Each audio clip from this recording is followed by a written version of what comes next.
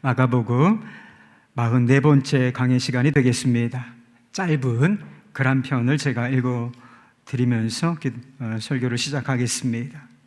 4년 혼자 자취하던 딸이 모처럼 집에 와서 나를 안아 들어 올리는데 둘의 골반이 부딪혀 어찌나 아프던지, 혼자 먹는 밥이 얼마나 부실했는지, 먼 아프리카 기아들처럼 비쩍 마르고 얼굴은 바짝 마른 시래기처럼 누렇게 시들었다. 25살 딸을 위해 내가 할 수 있는 가장 강력한 사랑의 방식은 밥 한 숟가락 더 먹게 하는 일이라. 자꾸 먹을 것을 들이밀었더니 배가 터질 지경이란다. 그럼에도 포도 한 송이 씻어 식탁 위에 올려놨더니 한 알 한 알 떼서 먹는다. 나는 개탄 날처럼 부자가 되었다. 정명이라고 하는 이름을 가진 이름이 있는 분은 아신 것 같은데, 정명이라는 분 시인의 밥은 사랑이다라고 하는 제목의 시입니다. 그래요, 밥은 사랑이 맞습니다. 저희 어머니가 좀 돌아가신 지가 좀 됐어요. 근데 저희 어머니가 저를 보면 항상 하시는 말씀이 있었습니다. 밥 먹었니? 밥 먹어라. 밥 먹어라. 제가 먹었다고 해도 밥 먹은 지 얼마 안 먹고 왔어요, 이렇게 대답을 해도 그래도 밥 먹어라, 밥 좀 먹어라 이러면서 상을 차리시기도 했습니다. 그래서 정말 어떤 때는 좀 화도 나고 아이 먹었다니까 억지로 이렇게 차려주신 밥을 먹었던 적도 있습니다. 처음에는 잘 몰랐지만 그 말씀, 밥 먹어라, 밥 먹어라, 그게 무슨 뜻인지 알게 되었습니다.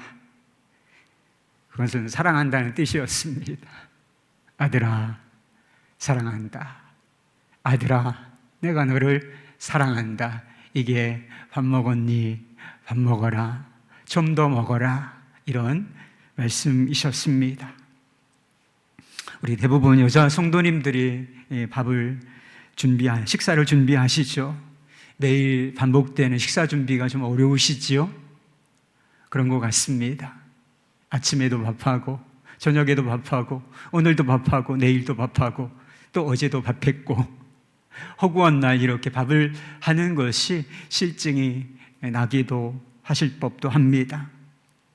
그러나 잊으면 안 되는 것이 있어요. 밥은 사랑이라고 하는 사실입니다. 가족들은 그 사랑을 먹고 산다는 사실, 이걸 잊으면 안 된다는 것이지요. 본문 말씀은 예수님께서 십자가를 지시기 하루 전에 있었던 6월절 식사, 6월절 만찬을 배경으로 하는 그런 말씀입니다. 예수님과 그 12 제자들이 밥 먹는 이야기예요. 밥 먹는 이야기. 다르게 표현하면 사랑을 먹는, 사랑을 나누는 그런 이야기라고 할 수 있는 것이지요. 6월절 대단히 중요한 절기입니다. 이스라엘의 절기들이 구약 성경에 쭉 나오지만 대단히 중요한 절기 3가지가 있는데 3대 절기라고 부릅니다. 그 중에 하나가 바로 6월절인 것입니다. 6월절이 어떤 절기인가? 이스라엘 백성들이 애굽에서 종살이하고 있을 때 죽음의 저주에서 구원받은 날을 기념하는 날인 것입니다. 하나님께서 이스라엘 백성들이 고통받는 것을 불쌍히 여기시고 그들을 구출해 내기로 결정하시면서 애굽 땅에 10가지 재앙을 차례차례 내리신다는 것이지요. 피해 재앙으로부터 시작해서 10가지 재앙이 내리게 되는데 그 마지막 10번째 재앙이 좀 가장 혹독한 재앙이었습니다. 애굽에 있는 모든 초태생, 사람으로 말하면 장자지요. 이 장자가 죽어 나갈 것이다 라고 하는 재앙이 선포되었습니다. 하나님께서 이스라엘 백성들을 사랑하셨지요. 그래서 이스라엘 백성들만큼은, 그 가정들만큼은 이 장자의 죽음이라고 하는 재앙을 면할 수 있는 방법을 알려주셨습니다. 어린 양을 잡아서 그 피를 집에 문설주와 인방에 이렇게 바르라고 알려주셨습니다. 실제로 어린 양의 피가 발라져 있던 집은 죽음의 사자가 넘어가게 되었습니다. 그래서 죽음의 사자, 죽음의 재앙이 넘어갔다. 유월, 영어로 표현하면 Passover라고 해서 이 날을 유월절이라고 부르는 것입니다. 하나님께서 이 날을 기념하라 라고 말씀하셨으며 이 날을 유월절이라고 부르는 것입니다. 예수님께서 제자들과 함께 유월절을 기념하는 식사를 하실 때 좀 이해가 안 되기도 하고 어떻게 보면 대단히 충격적인 말씀을 하셨습니다. 22절부터 25절까지의 말씀입니다. 그들이 먹을 때에 예수께서 떡을 가지사 축복하시고 떼어 제자들에게 주시며 이르시되 받아 먹으라, 받으라, 이것은 내 몸이라 하시고 또 잔을 가지사 감사 기도하시고 그들에게 주시니 다 이를 마시매 이르시되 이것은 많은 사람을 위하여 흘리는 나의 피 곧 언약의 피니라. 진실로 너희에게 이르노니 내가 포도나무에서 난 것을 하나님 나라에서 새 것으로 마시는 날까지 다시 마시지 아니하리라 하시니라. 예수님께서는 제자들에게 빵이죠. 이 당시 문화에서는 빵을 나누어 주시면서 이것은 내 몸이라고 말씀하셨고 붉은 포도주를 그들에게 나누어 주시면서 이것은 내 피라 이렇게 말씀하셨습니다. 여러분, 빵은 빵일 뿐 아니겠습니까? 그 포도주는 포도주일 뿐인데 왜 이것을 내 몸이라, 내 살이라, 내 피라 이렇게 말씀하신 것이겠습니까? 이것이 가지는 상징적인 의미가 빵과 포도주가 가지고 있는 상징적인 의미가 있는 것이지요. 죽음의 재앙이 닥쳤을 때 이스라엘 백성들이 어린 양을 잡아서 그 피를 문설주와 인방에 바름으로 말미암아 죽음의 재앙이 그들을 넘어가지 않았습니까? 그 이후로 소나 양, 염소, 비둘기 이런 동물을 잡아서 속죄의 제사를 드리도록 하나님께서 하셨지요. 그래서 죄인인 그들이 거룩하신 하나님 앞에 나아가 예배를 드릴 수 있도록 허용하신 일이 있습니다. 그러나 이 모든 일은 진짜를 예표한다고 하죠. 진짜를 그림자처럼 보여주는 모형에 불과한 것이었습니다. 하나님께서 세상을 구원하시기 위하여 준비하신 어린 양은 따로 있었던 것입니다. 이 불완전한 동물의 피, 이게 아니고 완전한 속죄의 제물이 따로 있었습니다. 이것은 내 몸이라, 이것은 많은 사람을 위하여 흘리는 나의 피라. 이게 무슨 뜻이겠습니까? 예수님 자신이 하나님의 어린 양이라고 하는 사실, 죄인들을 구원하기 위하여 살과 피를 내어주실 어린 양이심을 눈으로 보여주는 것이 아니고 무엇이겠습니까? 간단히 말하면 요 다음 날 예수님께서 십자가에 달려 죽게 되시는데 그 십자가의 죽음, 그 십자가의 희생, 그것이 무엇을 의미하는지 눈으로 똑똑히 보여주신 것이었습니다. 그것을 기억하도록 하게 해주신 것이었습니다. 미국의 옐로스톤이라고 하는 국립공원이 있대요. 근데 어느 해인가 이 국립공원에 큰 화재가 난 적이 있다고 합니다. 내셔널 지오그래픽이라고 하는 잡지에서 그 화재와 관련된 기사 하나가 난 적이 있었습니다. 산림 감시원들이 화재의 피해 정도를 조사하기 위하여 산을 올랐습니다. 그런데 한 감시원이 나무 밑동에서 재를 뒤집어 쓰고 새카맣게 타버린, 그리고 돌처럼 굳어있는 새 한 마리를 발견했다는 것입니다. 마음이 짠하고 또 섬뜩한 이 광경이 가슴 아팠던 이 감시원은 나무 막대기로 새를 건드렸대요. 그러자 새끼 세 마리가 죽은 어미의 날개 아래서 허겁지겁 달아났다는 것입니다. 화마가 닥쳤을 때 어미가 피하지 않고 달아나지 않고 온몸으로 이 새끼들을 감싸고 있었기 때문인 것이지요. 어떻게 어린 새끼들이 이 불구덩이에서 생명을 보존할 수 있었겠습니까? 그 어미가 기꺼이 목숨을 내놓았기 때문인 것입니다. 여러분, 우리가 용서받고 그리고 구원을 얻게 된 이유도 마찬가지입니다. 우리를 대신하여 예수님께서 유월절 어린 양으로 자기 몸을 내어주셨기 때문인 것입니다.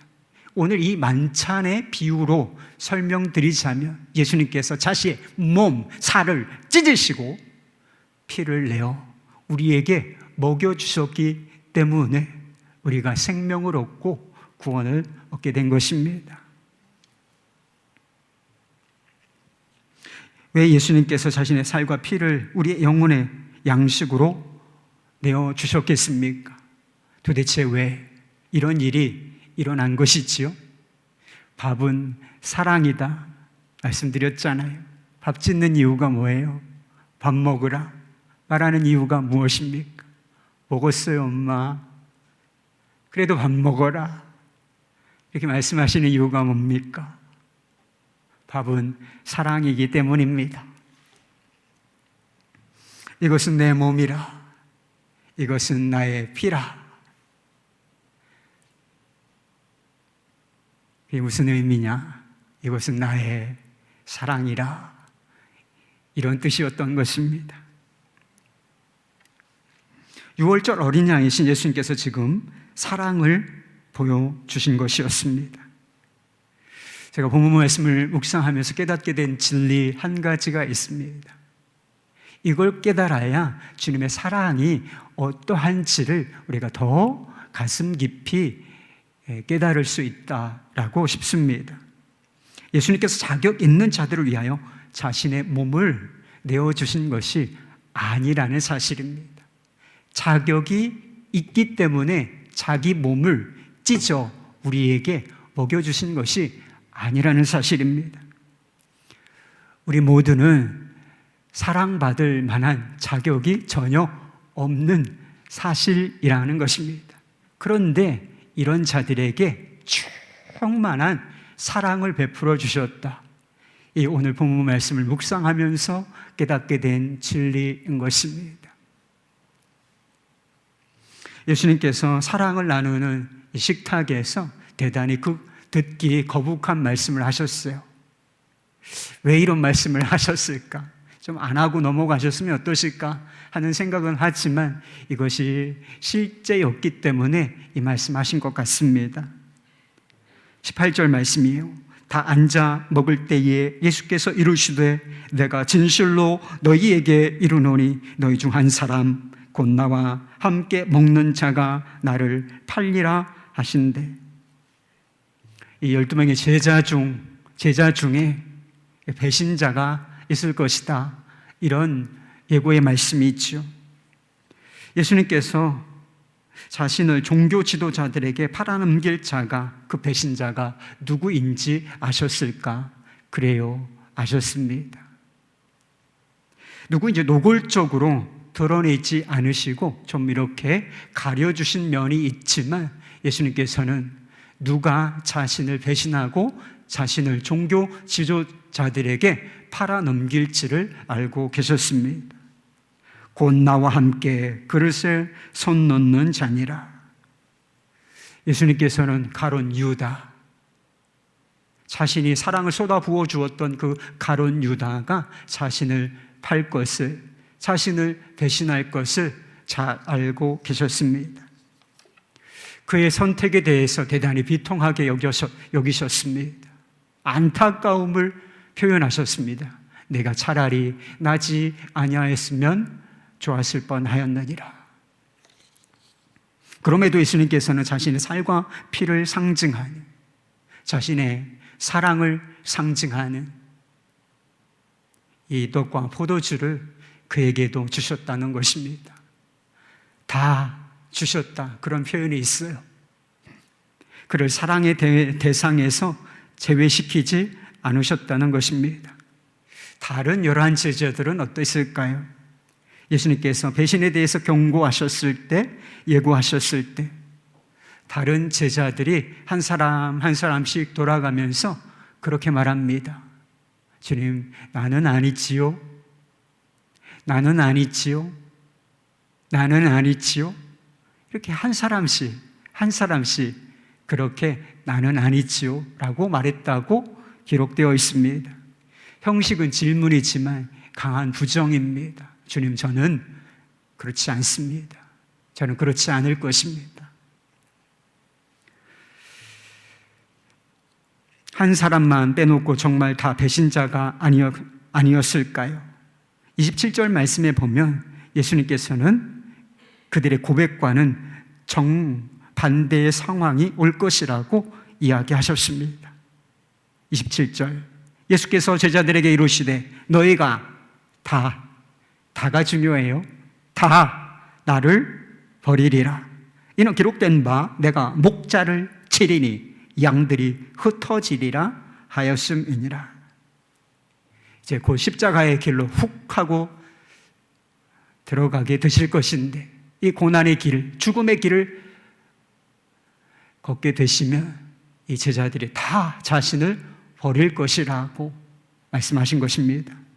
그때 베드로가 어떻게 대답하는지 여러분, 우리는 다 알고 있습니다. 다, 여기도 다라는 표현이 써요. 다 버릴지라도 나는 그리하지 않겠나이다. 다른 사람은 그럴지 모르지만 저는 그렇지 않겠습니다. 자기 목숨을 걸어요. 이 이야기에 내가 죽을지언정, 내가 순교할지언정 당신을 부인하는 일은 없을 것입니다. 그러나 예수님께서는 곧 다가올 냉정한 현실에 대해서 그에게 말씀해 주셨습니다. 오늘 이 밤 닭이 2번 울기 전에 내가 나를 3번 부인하리라. 정말 냉정한 현실 아닙니까? 결과는 우리가 다 알다시피 예수님의 말씀 그대로 되었다는 거예요.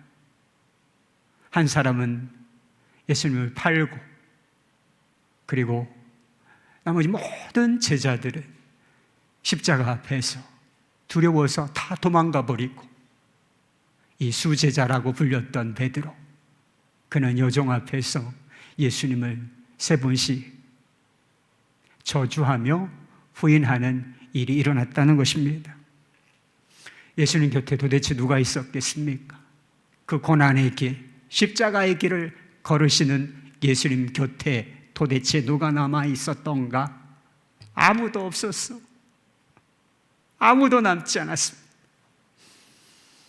일반적인 기준으로 따지면 예수님께서 주시는 떡과 포도주를 받을 만한 자격이 있는 사람은 제자들 중에 아무도 없었던 것입니다. 은혜를 원수로 갚는 배신자에게 밥을 차려주는 사람이 누가 있습니까? 눈앞에서는 웃지만 뒤돌아서서 자기 등에 칼을 꽂는 사람에게 누가 상을 차려주나요? 따뜻한 밥을 지어주겠습니까? 그럼에도 예수님께서는 모든 제자들에게 떡과 포도주를 다, 여기도 다라는 표현이 있어요. 다 나누어 주셨고 그들이 다 먹고 마셨다는 표현이 있습니다. 탐욕에 사로잡혀 의도적으로 자신을 배신할 죄인에게도, 마음은 진실했지만 그 결심을 지켜내지 못하여 부인한 배신자에게도, 그리고 두려움 때문에 자신을 버릴 배신자들에게도 자기 몸을 상징하고 자기 사랑을 상징하는 이 떡과 포도주를 다 먹고 마시도록 해주셨다는 것입니다. 사랑을 주시되 제한을 두지 아니하시고 무조건적으로, 무제한적으로 그들에게 사랑을 베풀어 주셨음을 보여주는 것입니다. 여러분, 우리라고 제자들과 다를 것이 있겠습니까? 여러분도 나는 아니지요. 나는 아니지요. 다 그럴지라도 나는 아닐 것입니다. 이렇게 대답하실 작정이십니까? 아니에요. 여러분, 우리 마음속에, 우리 안에, 본성 안에 뭐가 있는지 아십니까? 가룟 유다가 있어요. 그리고 베드로도 있는 것입니다. 비겁한 제자들의 모습이 그 누구의 모습이 아니라 그들이 사실은 좀 더 나아요. 우리 안에 가룟 유다도 있고 베드로도 있고 겁쟁이 제자들도 다 들어 있습니다. 예수님께서 사랑의 범위에 제한을 두기로 결정하셨다면 우리는 그 범위 밖에 있어야 하는 그런 자격 없는 자들에 불과하다는 것입니다. 그러나 복음은 무엇입니까? 예수님께서 자격이라고 하는 것을 눈꼽만큼도 없는 죄인들에게 자신의 몸을 내어주셨다는 사실입니다. 이것을 한마디로 요약한 말씀이 나오는데 로마서 5장 8절 말씀입니다. 우리가 아직 죄인 되었을 때, 우리가 아직 죄인 되었을 때, 무슨 뜻이에요? 우리가 아무 자격이 없을 때에 예수 그리스도께서 우리를 위하여 죽으심으로 하나님께서 우리에 대한 자기의 사랑을 확증하셨느니라. 여러분, 이것이 복음인 것을 믿으실 수 있기를 바랍니다. 아무 자격이 없는 자들을 위하여 그리스도께서 무조건적인 사랑으로 죽으셨다. 이게 복음입니다. 일본의 엔도 슈사쿠라고 하는 작가가 있습니다. 그분이 쓴 유명한 소설이 있는데 침묵이라고 하는 소설이 있습니다. 일본의 에도 막부 시대에 기독교 박해를 배경으로 한 그런 소설입니다. 실화를 바탕으로 한 소설인데 배경은 캐톨릭이에요. 그런데 우리에게 시사하는 바가 있는 소설입니다. 로드리게스라고 하는 이름을 가진 신부가 있어요. 그런데 이 신부가 자신을 가르쳐준 스승입니다. 스승, 제자도 아니고 후배도 아니고 스승이, 그 신실했던 스승이 일본 선교사로 가서 예수 그리스도를 부인하고 배교했다는 소식을 듣게 됩니다. 믿을 수 없는 이야기였어요.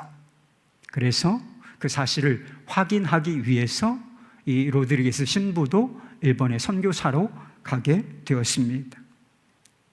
박해 현장은 정말이지 끔찍했어요. 끔찍했어요. 신자들이 엄청난 고통과 박해를 받고 있었습니다. 일본 정부는 사람들을 배교하게 하기 위하여 온갖 방법을 동원하고 있었습니다. 예수님의 얼굴이 이렇게 조각되어 있는, 그리고 십자가가 조각되어 있는 그런 작은 그림판, 판 하나를 땅에 떨어뜨려 놓습니다. 그리고 그것을 밟으라 그래요. 밟아라. 밟으면 내가 살 것이고, 밟지 못하면 넌 기리시다. 기독교인이니 너는 죽어야 할 것이다. 이렇게 말합니다. 거기에 키지치로라고 하는 인물이 나오는데 이 사람은 배신의 아이콘이에요. 꼭 가룟 유다와 닮아 있는 인물입니다. 그는 다른 동료 신자들이 죽음을 각오하고 순교를 각오하면서 자기 믿음을 지켜낼 때에 이 사람은 위기가 오면, 작은 고난이 오면 배교로 위기를 모면했습니다. 그 성화를 가차없이 밟아버려요. 그리고 십자가에 침을 뱉습니다. 그러면서도 뒤돌아서서 다시 용서를 구하는 뻔뻔한 인물이었습니다. 로드리게스는 이 밥 먹듯 배신하는 이 뻔뻔한 자를 보고 이렇게 한탄합니다. 예수님은 이런 비열한 자를 위하여, 비열한 자를 어떻게 사랑하셨습니까? 그런데 로드리게스 신부에게도 배교의 위기가 찾아오게 됩니다. 신자들을 잡아놓고 고문하며 내가 배신하면 이들을 살려줄 것이고 배교하면 이들을 살려줄 것이고 내가 그렇지 아니하면 이들은 다 죽게 될 것이다.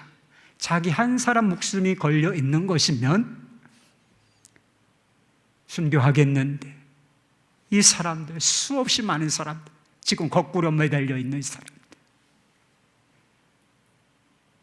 나의 선택에 따라서 죽고 사는 일이 생기게 되는 것이죠. 하나님 말씀을 해 주십시오. 무슨 역사를 좀 일으켜 주십시오. 그러나 하나님은 침묵 중이셨습니다. 성화를 밟을 것인가 말 것인가, 극한의 고통, 살이 찢겨나가는 고통 같은 것이 밀려왔습니다. 그런데 그가 성화에 새겨진 예수님의 얼굴을 바라보는데 이런 음성이 들립니다. 밟아라.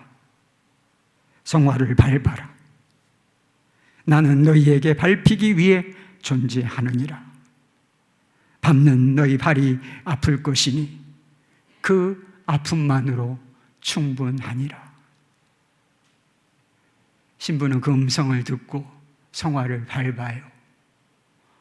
배교자가 된 것이었습니다. 물론 그는 그 이후에 예수님을 이전보다 사랑하는 사람이 되었습니다. 고통스러운 현실에서 박해는 끝나지 아니하고 고통스러운 현실이 계속되는데 여전히 하나님이 침묵하는 가운데서도 주님을 더 사랑하는 인물이 되었습니다.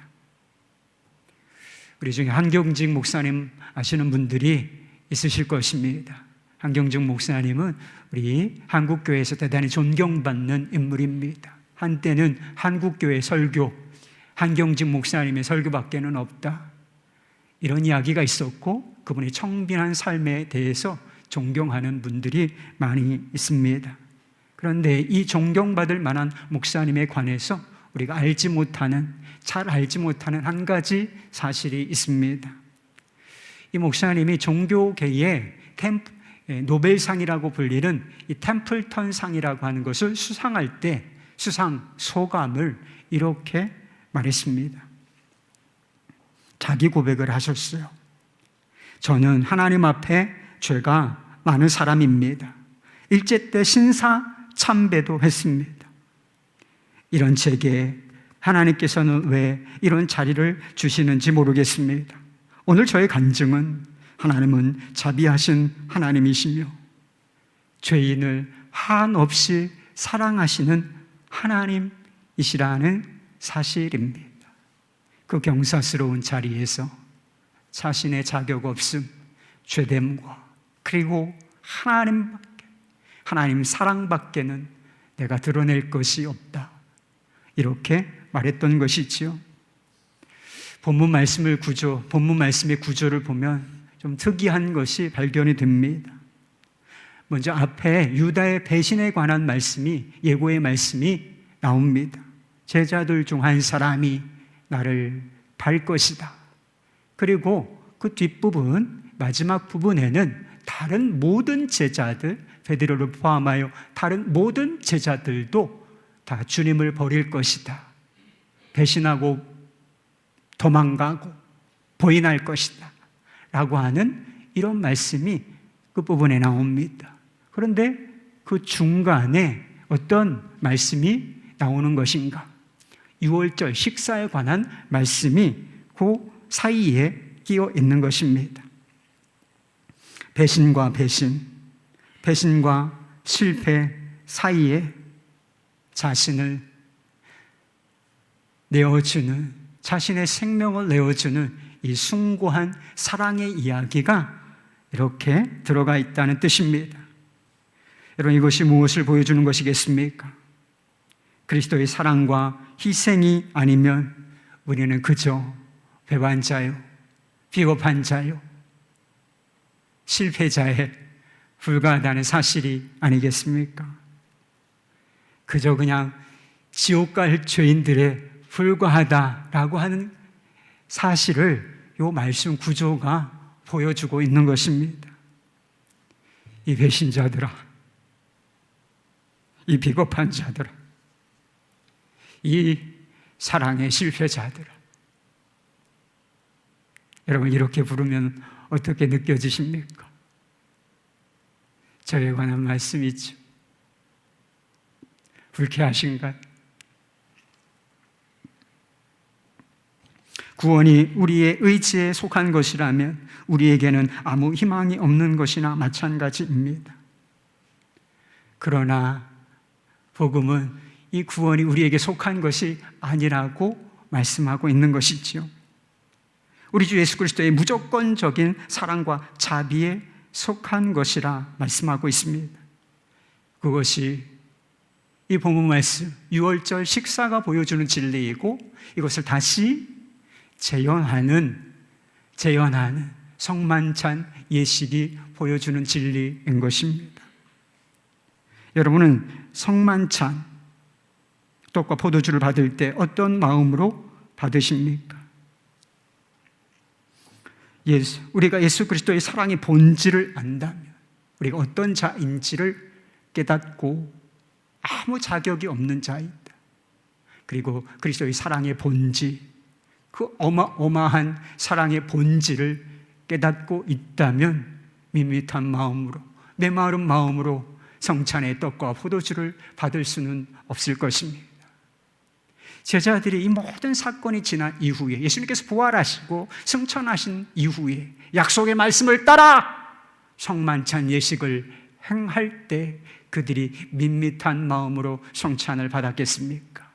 떡을 대하고 포도주를 대하면서 아무런 느낌도 없이 그것을 대했겠나요? 아닙니다.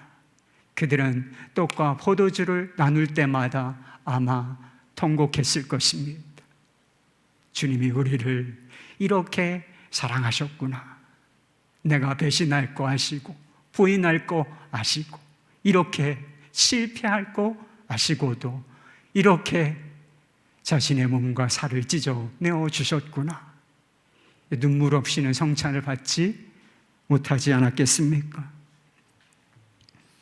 1972년에 우루과이 럭비팀이 탑승한 비행기가 이 안데스 산맥을 넘다가 추락한 일이 있었습니다. 한 45명 정도가 탑승하고 있었다는 것입니다.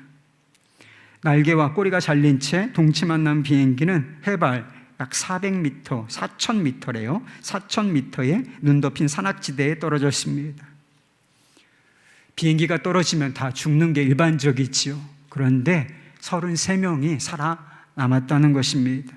그런데 그때부터 영하 40도, 그리고 해발 4,000m니까 공기가 대단히 희박하지 않았겠습니까? 희박한 공기 가운데 그야말로 처절한 생존투쟁이 시작된 것이었습니다.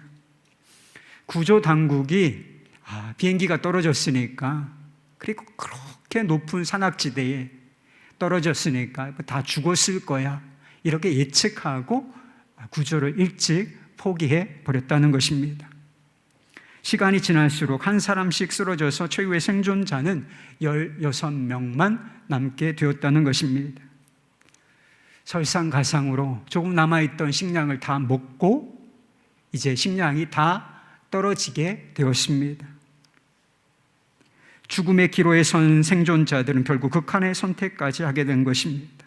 서로 이런 이야기를 해요.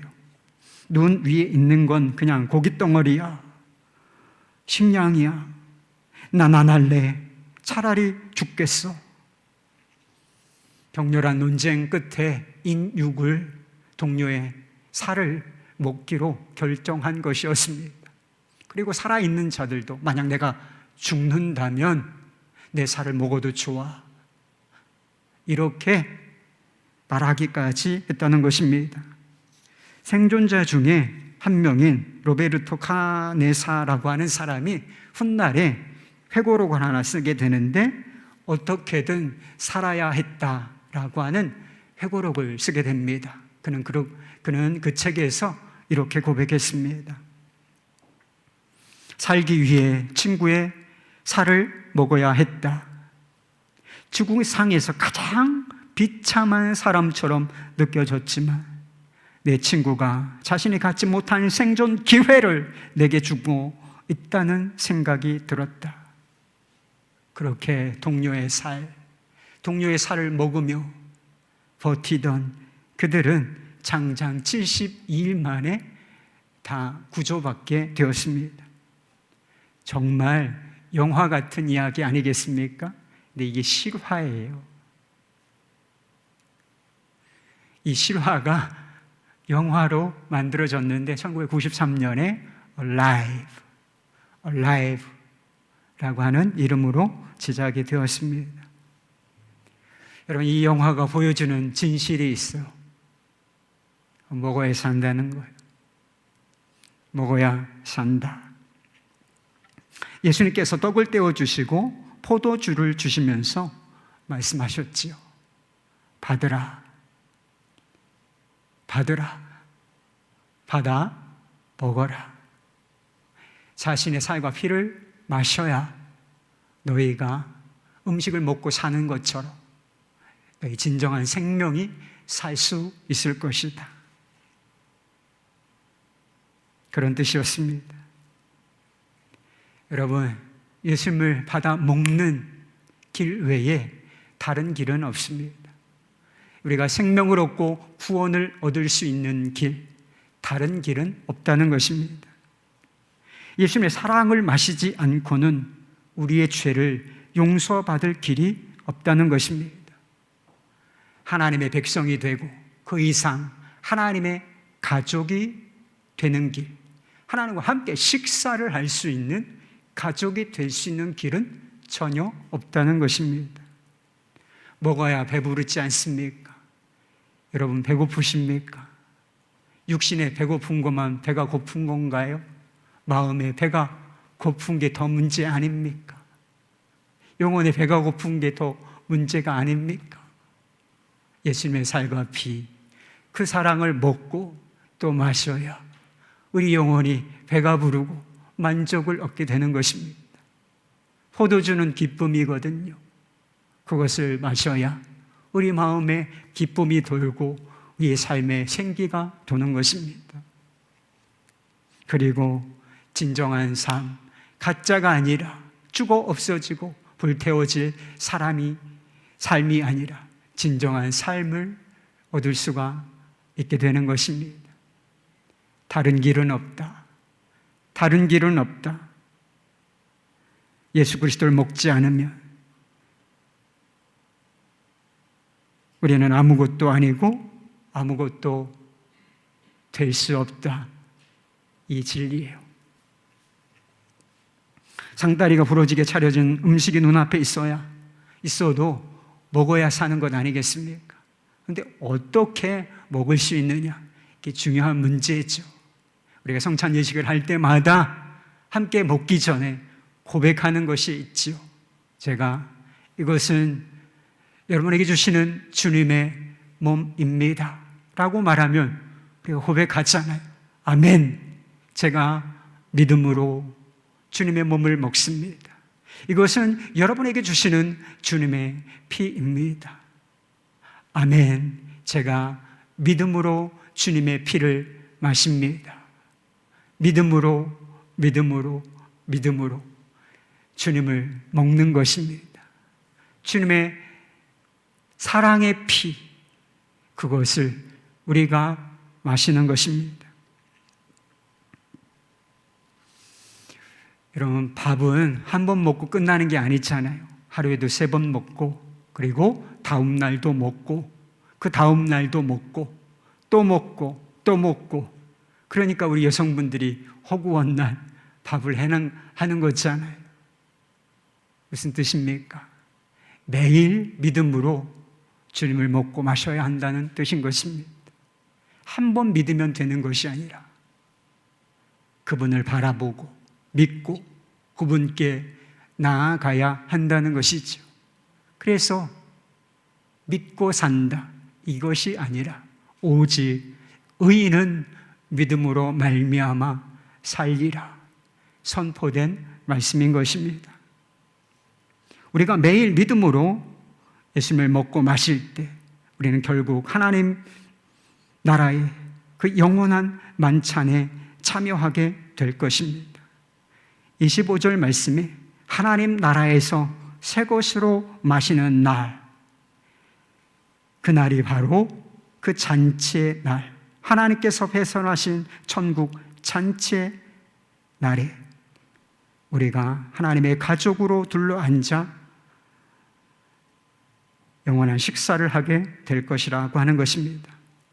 우리의 죄와 연약함, 이게 실체죠. 우리의 실존인데 그럼에도 불구하고 예수님께서 내가 반드시 이 일을 이룰 것이다 라고 맹세하셨습니다. 할렐루야. 아무 자격이 없는 자에게 주어진 예수님의 살과 피, 그 고귀한 희생을 믿음으로 그리고 감사함으로 받아 먹으시기 바랍니다. 예수님의 사랑은 지금도 중단 없이 우리 어떤 상황, 어떤 처지에 있든지 어떤 마음의 상태이든지 상관없이 십자가를 통하여 폭포수처럼 쏟아져 내리고 있습니다.